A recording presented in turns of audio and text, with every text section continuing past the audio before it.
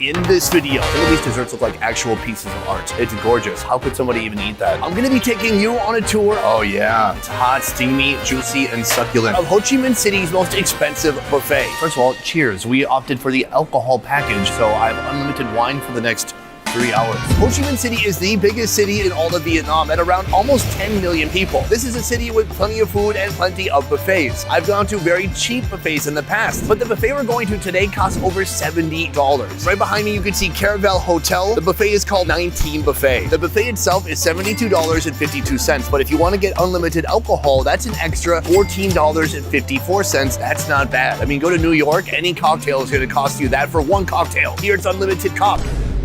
Sorry, awkward place to take a breath. Let's go see if we can get our money's worth.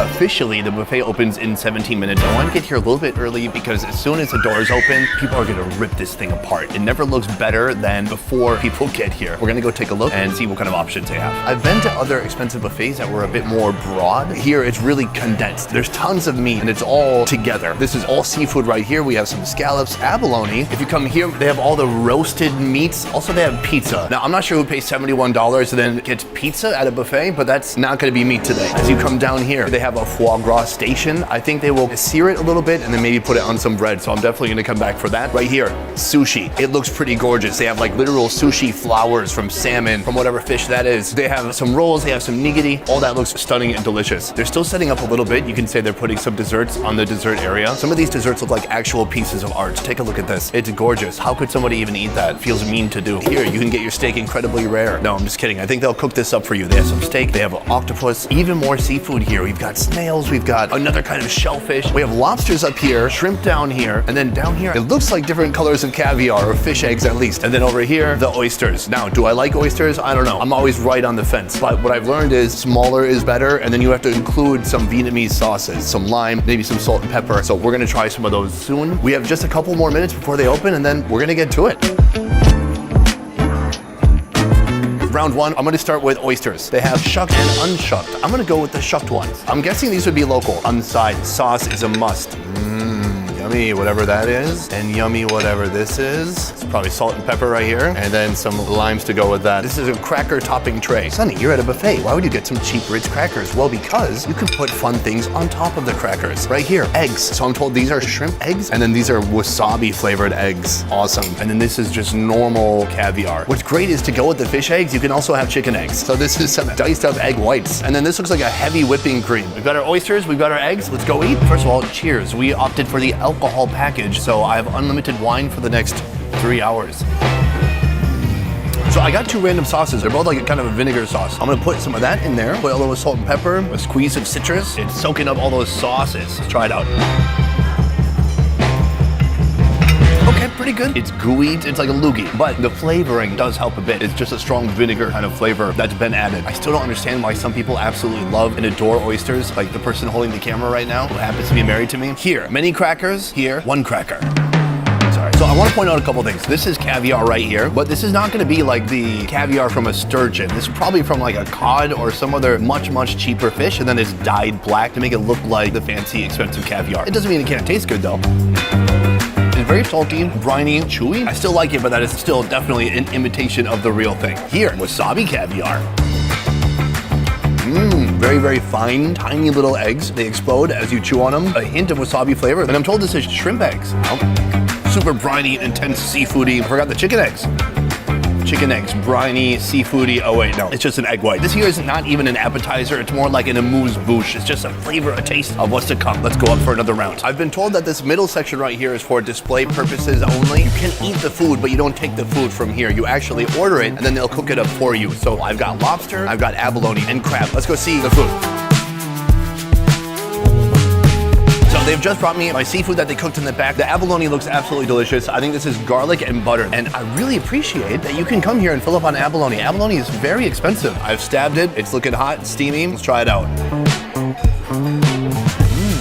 Abalone has the best texture of meat. It's almost like eating beef heart or something. It's really dense. There's piles of garlic on there. It's buttery, it's rich, it's divine. Speaking of divine, our next thing right here, this is a popular preparation for a lot of different seafood in Vietnam. When I see it, I always feel like, why would you put cheese on seafood? My fellow Americans who are watching this, would you ever just drape cheese over lobster and cook it like this? Let's try it out. I'm gonna pry out. Tearing this out just in this moment sold me on the $71. Holy cow, that looks good. Interesting. Buttery, juicy, great texture to the meat. The cheese takes some getting used to. As somebody who is an avid fan of cheese, I still find it unusual that they would put it on lobster, on this premium meat, but hey, it's kind of working. What's up? That food's secretly for my wife. Turns out she wants to eat some food too. Very selfish, I know, but I have to accommodate her. Boom, over here, crab. I asked, what kind of crabs are they? They said normal crabs. What they meant was mud crabs. Look at that, you can just pop the top. We all know by now I like king crab and something just big and meaty and you can rip the meat out. This though could be promising. In the head, they might have some eggs. Are you supposed to eat that? Okay, my wife, who happens to be Vietnamese, says that is food. It tastes like food. So it's a tamarind crab. It's got a little tart sweetness to it. Oh. I ate the part that used to be food for the crab. You gotta be careful of that head. That head is full of shit. I'm looking at this, I can't do it. It's sticky, it's small, there's so many tiny pieces. I'm gonna gift this to my wife because she knows exactly what to do with this, and I'm gonna go for something more hearty. Next round, I've already had a lot of seafood. It's time for some land animals, except for this. I have to try this. It's unusual. It's my wife's absolute favorite. I shouldn't be using my hand. That is an oyster with melted cheese on top. I think I'm gonna try some of this ham. Oh, so they're gonna cut it fresh right in front of me. Oh yeah. It's hot, steamy, juicy, and succulent. All right, there we go. Come on in. Okay, so I'm told they have a beef option and a lamb option. Right now she's gonna slice up some lamb for me. That looks tender and delicious and juicy. Right here's what I really care about. This is the foie gras station. Foie gras, por favor. So right here we've asked for a fresh order. He's gonna put 5 of these little patties on here. You can see immediately they're so full of fat. It looks like he added some Crisco or vegetable oil, but no. That is just pure fattiness coming out of each slice. Oh, right here we have gorgeous foie gras. And then these right here look like, I don't know, if you were a piece of baby bread, you would need to nourish yourself on this. It is a peculiar shape. So I'm gonna break the bread open and then I'm gonna stuff some of the foie gras inside. And that might even be too heavy. One time we went to Hanoi to do a video about a buffet there, and the chef said that one time he saw a Vietnamese family eat nothing but foie gras. Well, you'd be surprised. We've had guests at a table of 6 eat about 150 slices. What? Yes. Really? Without blinking. It's just pure fat. They must have destroyed their plumbing. I get you're trying to beat the system. Not worth it. Cheers. Rich, soft, tender, fatty, decadent. This is how Jeff Bezos feels when he wakes up in the morning. I want to try it with that mango sauce because it is so rich that you do almost want to cut it with something sweet. Delicious. It's like a mango puree. Right here, oyster. The lobster with cheese, that kind of makes sense to me. This is a briny, oceanic oyster, salty, mixed with cheese. My wife said you have to try it out. You will change your mind. Let's see.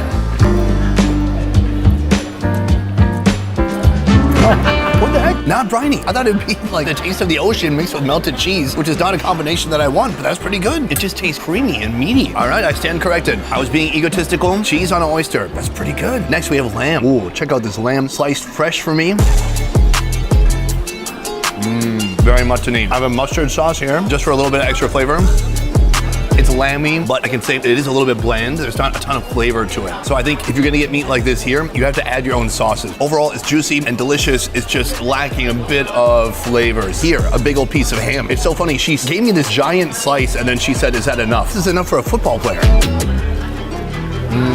That's nice. And that's completely different because with the ham, they would put it in a salty brine. So the salt has already permeated the meat. It's every bite from the inside out is gonna be kind of salty.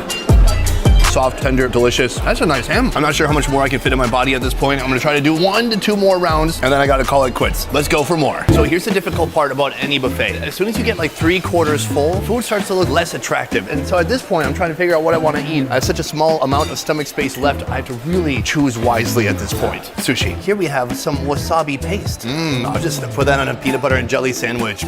Ginger, important palate cleanser. Wow, they even give you some of this sliced cabbage. All right. Radish, not cabbage. It's not cabbage. I'm gonna grab some salmon, and then we got some unlabeled fish. Ooh, that looks nice. Over here, some salmon nigiri. This right here just looks like kimbap. And then finally here, some tofu skin with rice and vinegar and sugar. I don't know what it's called. It looks delicious. Ooh, look at this plate. Oh my gosh, I could be a plating expert. The final missing element, soy sauce. Oh, thank God, it's a teapot full of soy sauce. Let's go eat. Oh, check it out. Course number 400. Here we have the Japanese section. Now, is this real wasabi? Probably not. This is probably a horseradish paste. First, salmon. Look how nicely marbled that salmon is. Give a little bit of a dip. Do you guys worry about mercury poisoning? Because they say fish is amazing and it has omega-3 fatty acids, and then they say don't eat it because it has mercury. How bad can mercury be for you? I should read books sometimes. Cheers. High grade, delicious, quality salmon. That is very nice. And then we have this right here, a whitefish. I am told recently this is actually sea bass. Let's see how that compares to salmon. Different texture, not so like creamy and delicious like that salmon, but also nice, just maybe slightly more stringy, no strong flavor to it. This right here reminds me of Korean kimbap. So the kimbap generally does not have anything raw inside of it. It would just be like pickled ingredients or eggs or roots or kimchi, rice, things like that. So is it kimbap? Probably no. It's probably a Japanese sushi roll. Cheers. Just okay, flavors aren't really popping. The rice feels a bit too congealed. I think it's just been hanging out a little bit too long. It's decent. Here, oh my God, these are my favorite. I forgot what they're called though. Unbelievable. Delicious. A little bit of ginger to cleanse the palate. Cleanse. All right, let me go see if I can find something interesting for the grand finale. Guys, for our last course, I'm getting very full. And what I've realized after all these courses and after all these foods, that the real strength here is in the seafood. So why deny it? Here, this is a hen shell scallop. In there, they are gonna cook this up in a very Vietnamese way with peanuts and with shallot oil. It's gonna be delicious. So I'm gonna get a few different types of seafood, but I'm also gonna get a dessert. Right here is their signature dessert. They said you have to try this before you leave. This is the flan. Now this has been unmolested, untouched. Oh, it is thick. I'm gonna get a nice piece like that. It's like this delicious, thick caramel sauce. Oh, you can see it's got weight to it. I got my dessert. I'm waiting on seafood, and then we're gonna sit down for one final course. Right here, we have our absolute final course. I swear I cannot do any more after this. I wanna show you something special. Yes, I've been drinking white wine this whole time, but they came up to us and they said, we also have cocktails. How about a Long Island iced tea? Absolutely, I said yes, so let's try that. Powerful. Let's take a look at the seafood. Here, octopuses. This is grilled, and actually, it looks like they shrink down quite a bit, huh? Oh yeah, delicious, smoky, chewy. I can like feel the suction cups on his little legs, and then they just put some oil on there. Deep breath. Every fat guy who's watching this who's been to a buffet knows this kind of deep breathing you have to do. This isn't like deep breathing like I'm trying to get focused on the day. It's like I'm trying to stay alive so I can eat more food. Take a look at this. The pen shell. Now this is a classic Vietnamese preparation. Shallot oil, peanuts. It's gonna taste like a little charcoal-y. Cheers. As scallops go, surprisingly tough flavors, very nice. Right here, snails. In Vietnamese, it's called ốc. I just got judged by my Vietnamese wife because I didn't get the poop sack out. Okay, I got it by the head. Oh, you got it good. Come on. Oh, there you go. That is what you're looking for. That is a big, ugly beast. It looks hideous, but tastes delicious. I'll give it a little bit of a dip right here in this thick fish sauce. Let's try it out. Okay, hold on. Mixed feelings. It's such a mix of textures because the meaty part is great, it's crunchy, it's kind of chewy, and then the poopy part is very soft and warm. When I say poopy part, I mean you're actually eating the whole digestive tract is inside. It doesn't taste bad, it's like a poop pate. Very fascinating. Overall, I like it. Here, our final thing. If you don't know what flan is a creme caramel flan, huh? Flan has a rich toasted sugar caramel flavor from the topping, and the base tastes very milky, perfectly sweet and lightly eggy. Let's try it out.